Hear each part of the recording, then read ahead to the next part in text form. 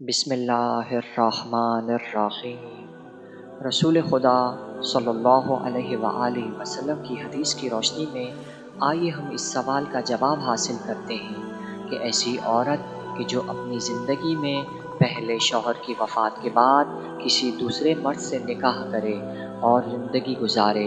نیز مرنے کے بعد اگر جنت میں جائے تو وہ اپنے کس شوہر کے ساتھ جنت میں رہ سکتی ہے۔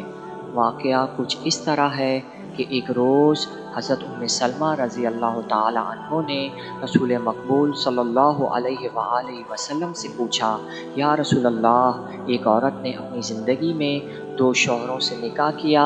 اور مرنے کے بعد وہ دونوں جنت میں چلے جائیں اور عورت بھی جنت میں چلی جائے، تو یہ بتائیں کہ یہ عورت ان 2 شوہروں میں سے کس کو ملے گی؟ آپ صلی اللہ علیہ وآلہ وسلم نے فرمایا،